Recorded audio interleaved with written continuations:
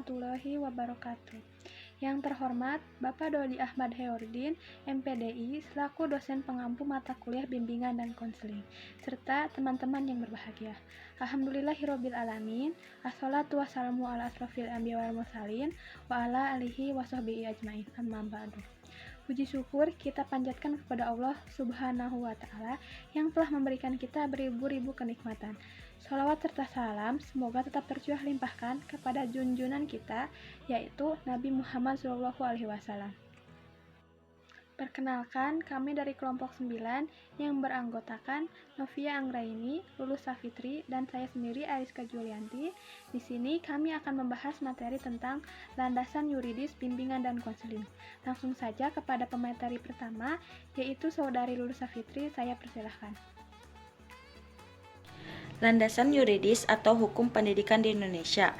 Landasan yuridis pendidikan Indonesia adalah seperangkat konsep peraturan perundang-undangan yang menjadi titik tolak sistem pendidikan Indonesia, yang menurut Undang-Undang 1945 meliputi Undang-Undang Dasar Republik Indonesia, Ketetapan MPR, Undang-Undang Peraturan Pemerintah, Pengganti Undang-Undang, Peraturan Pemerintah, Keputusan Presiden, peraturan pelaksanaan lainnya seperti peraturan materi, instruksi, materi, dan lain-lain.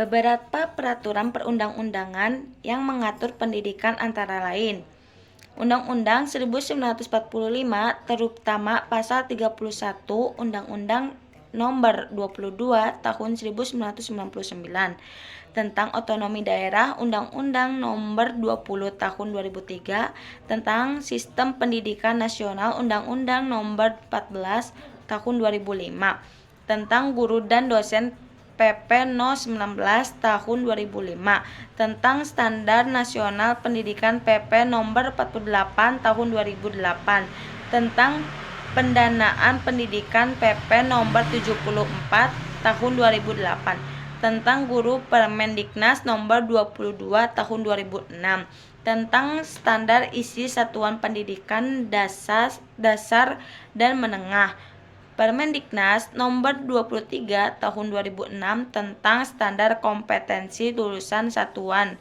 Pendidikan Dasar dan Menengah, Permendiknas Nomor 24 Tahun 2006 tentang pelaksanaan Permendiknas Nomor 22 dan 23 Tahun 2006, Permendiknas Nomor 6 Tahun 2007 tentang perubahan Permendiknas Nomor 24 Tahun 2006 tentang pelaksanaan Permendiknas Nomor 22 dan 23 Tahun 2006,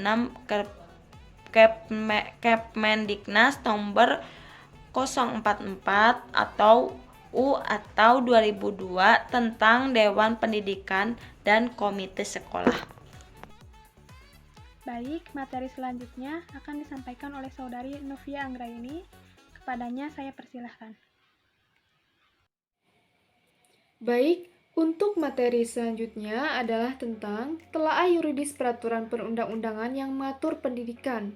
Yang pertama adalah konsep pelaksanaan pendidikan di Indonesia. Menurut Undang-Undang Nomor 20 Tahun 2003, sistem pendidikan Indonesia menganut konsep pendidikan sepanjang hayat, yaitu pendidikan yang terus-menerus dalam lahir sampai akhir hayat. Yang kedua adalah pendanaan dalam pendidikan. Menurut amandemen Undang-Undang Dasar Republik Indonesia tahun 1945 Pasal 31 Ayat 2 menyebutkan bahwa biaya untuk pendidikan dasar menjadi tanggung jawab pemerintah. Yang ketiga adalah konselor. Secara yuridis, keberadaan konselor dalam sistem pendidikan nasional dinyatakan sebagai salah satu kualifikasi pendidik, sejajar dengan kualifikasi guru, dosen, pamong, tutor, belajar, instruktur sebagaimana disebutkan dalam pasal 1 ayat 6. Selanjutnya adalah desentralisasi pendidikan. Sentralisasi pengelolaan pendidikan nasional selama Indonesia merdeka ternyata telah menempatkan Indonesia dalam posisi sebagai negara yang jauh tertinggal dibanding negara-negara lain di dunia. Nah, hal ini mendorong lahirnya baru dan visi yang lebih demokratis, lebih sentralisasi, dalam pengelolaan dapat mengembangkan potensi peserta didik sesuai dengan potensinya masing-masing. Selanjutnya adalah ujian nasional. Evaluasi penilaian dalam dunia pendidikan dapat diklasifikasikan menjadi dua macam, yaitu penilaian internal dan penilaian eksternal. Penilaian untuk guru untuk menilai efektivitas proses pembelajaran dan untuk menilai penilaian kelas atau classroom assessment. Pelaksanaan ujian nasional didasarkan atas beberapa peraturan. Yang dimaksud adalah yang pertama, Undang-Undang Nomor 20 Tahun 2003 tentang Sistem Pendidikan Nasional, pemerintah dan pemerintah daerah melakukan evaluasi terhadap pengelolaan dan jenis pendidikan. Yang kedua adalah Peraturan Pemerintah Nomor 19 Tahun 2005 tentang Standar Nasional Pendidik Pasal 63 Ayat 3. Nah, untuk selanjutnya adalah Pasal 67 Ayat 2 dalam penyelenggaraan ujian nasional BSNP bekerja sama dengan instansi terkait untuk lingkungan pemerintah, pemerintah provinsi, pemerintah kabupaten, dan kota. Pasal 67 ayat 3, ketentuan mengenai ujian nasional diatur lebih lanjut dengan peraturan menteri.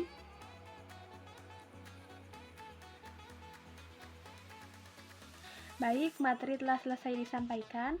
Berikutnya, saya akan membacakan sedikit kesimpulan. Pendidikan pada hakikatnya adalah proses menemukan identitas seseorang. Proses pendidikan yang benar adalah yang membebaskan seseorang dari berbagai tuntutan atau penyadaran akan kemampuan seseorang. Meskipun demikian, pendidikan dapat pula berbentuk sesuatu yang mengikat kebebasan seseorang.